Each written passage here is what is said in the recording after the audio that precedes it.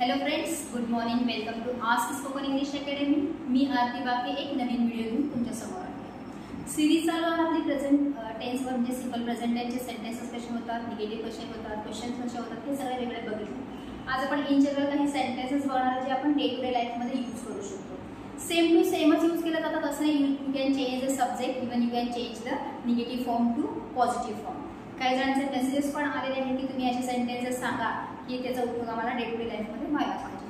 जर तुमची काही रिक्वायरमेंट असेल related to simple present tense, तुम्ही मला फोन करू शकता किंवा मेसेज टाकू शकता किंवा कमेंट पण करू शकता, जेणेकरून मी पुढचं टेन्स सुरू करायच्या अगोदर सिंपल प्रेझेंट टेन्सच्या सिरीजमध्येच ते इन्क्लूड करू शकेल. जर तुमचे काही सजेशन्स असतील किंवा तुम्हाला कोणता व्हिडिओ पाहिजे असेल regarding simple present tense, you can comment. Okay, so coming to the video. आज आपण बघणार आहे काही सेंटेन्सेस जे आपण दररोज बोलू शकतो, त्यांचा वापर केला जातो मराठीमध्ये, पण इंग्रजीमध्ये कोणते सेंटेन्सेस ते बघा. Already I have written some examples. फक्त मी तुम्हाला ते एक्झाम्पल्स एक्सप्लेन करणार आहे कशा प्रकारे सेंटेन्सेस झालेले आहेत. So the first sentence is I exercise daily. I हा काय आहे? फर्स्ट पर्सन सिंग्युलर आहे, त्यामध्ये क्रियापदाचं पहिले रूप घेतलेलं आहे. डेली हे टाइम फ्रेम घेतलेलं आहे. सो मी रोज एक्सरसाइज करते. एक्सरसाइज ह्याच्यामध्ये क्रियापदाचा आपण फर्स्ट फॉर्म यूज केला. We don't eat eggs on Monday. सोमवारी आम्ही अंडे खात नाही. डोंट का यूज केलेला आहे? कारण निगेटिव्ह सेंटेन्स करायचा आहे. निगेटिव्ह सेंटेन्स करत असताना सिंपल प्रेझेंट टेन्समध्ये हेल्पिंग वर्ब म्हणून आपण डू आणि डजचा वापर करतो.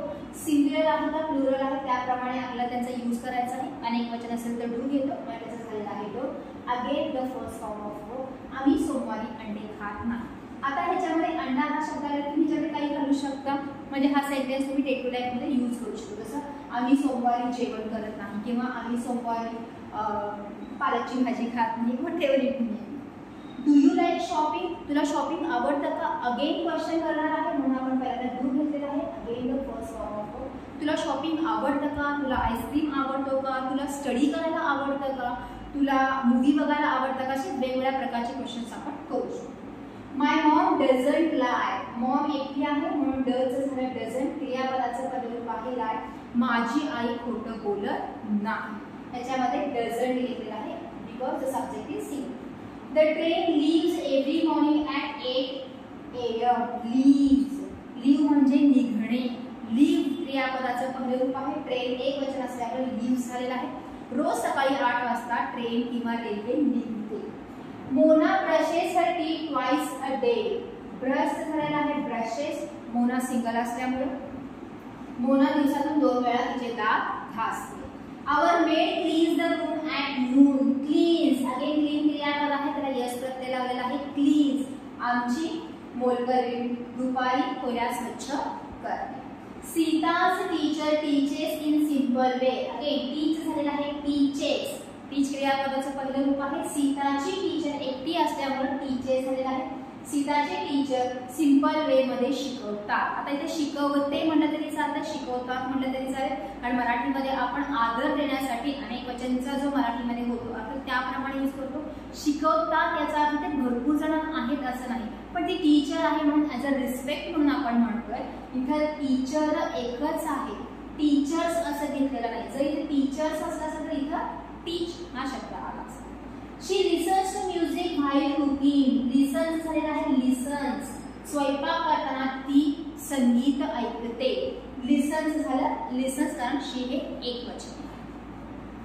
आवर पेट डझंट लाईक मिल्क. आमच्या कुत्र्याला दूध आवडत नाही. डझंट डचा निगेटिव्ह फॉर्म आला आहे. पेट एक वचन असल्यामुळे डझंट झालं, आणि लाईक हा पण क्रियापदाचा पहिला रूप.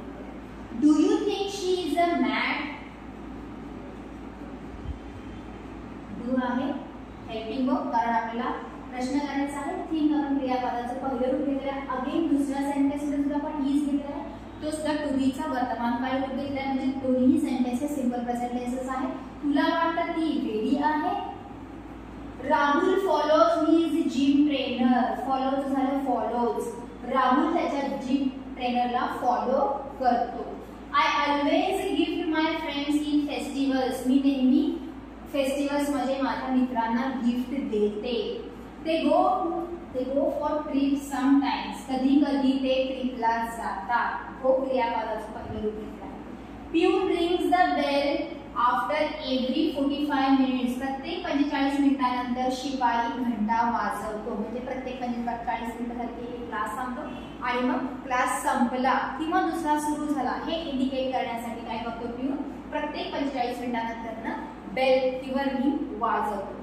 माय granny doesn't take rest at noon. दुपारी माझी आजी रेस्ट घेत नाही किंवा विश्रांती घेत नाही, इन द सेन्स झोपत नाही. आपण दुपारच्या झोपेला झोपच म्हणतो, पण इंग्लिशमध्ये आपण स्लीप हा शब्द यूज करतो. तर रेस्ट हा शब्द यूज करतो की दुपारी आराम करणे, या अर्थाने माझी आजी दुपारी आराम करत नाही. The sun rises in the east.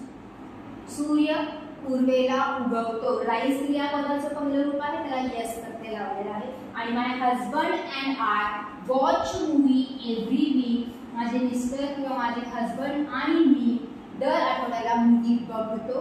दोघं जण असल्यामुळे आणि आय असल्यामुळे आपण वॉच लिहिलेला आहे. जेव्हा जेव्हा तुमच्या सोबत एखादा सब्जेक्ट आहे सेंटेन्समध्ये, मी आणि माझा मित्र असं न म्हणता, मी आणि माझी आई असं न म्हणता, माझी आई आणि मी, माझा मित्र आणि मी या अर्थाने यूज करायचं आहे. कित्येक जण तिथं मी हा शब्द यूज करतात, मी अँड माय फ्रेंड, मी अँड माय मॉम असं वापरतात किंवा माय मॉम अँड मी असं वापरतात. मी हा ऍक्च्युली ऑब्जेक्ट आहे. आपण ऑलरेडी एक व्हिडिओ बघितलेला आहे आय, मी, माय आणि मायचा. तर तुम्ही जाऊन बघा की मी हा शब्द कुठे येणं गरजेचं आहे. आय हा सब्जेक्ट आहे, त्यामुळे आयच येणं गरजेचं आहे मी या अर्थाने.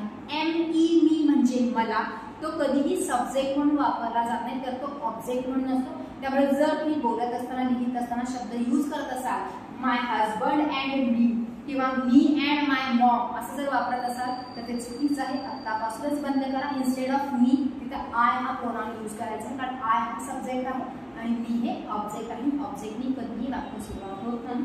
सो हे दोघं जण असल्यामुळे काय झालेलं आहे, वॉच हे जसं तसं फर्स्ट फॉर्म ऑफ वर्ब वापरलेलं आहे. Again coming to simple present tense. Simple present टेन्समध्ये आपण दररोज ज्या गोष्टी करत असतो, नेहमीच्या गोष्टी सांगण्यासाठी, सरावाच्या गोष्टी सांगण्यासाठी याचा वापर केला जातो, ज्याच्यामध्ये आपण एकतरी क्रियापदाचं पहिलं रूप वापरतो किंवा क्रियापदाला यस यस प्रत्यय लावतो. It depends upon your subject. जर निगेटिव्ह सेंटेन्स करायचं असेल तर आपण डोंट किंवा डझंट हा शब्द वापरतो, जेणेकरून तुम्हाला ते निगेटिव्ह आहे हे कळायला पाहिजे. इव्हन प्रश्न करत असताना सुद्धा आपल्याला डू आणि डजनीच प्रश्न करायचे आहेत. आपण ह्या सगळे वेगवेगळे कन्सेप्ट वेगवेगळ्या व्हिडिओमध्ये बघितले की जस्ट की कशा प्रकारे सेंटेन्सेस आपण बोलू शकतो डे टू डे लाईफमध्ये, हा त्याचा व्हिडिओ आहे. जर तुम्हाला अजून कशावर म्हणजे सिंपल प्रेझेंट टेन्समध्ये अजून दुसरं काही पाहिजे असेल तर तुम्ही मला कमेंट करून सांगा. नेक्स्ट व्हिडिओ मी त्याच्यावरच बघेल. दिस इज फॉर टुडे. थँक्यू.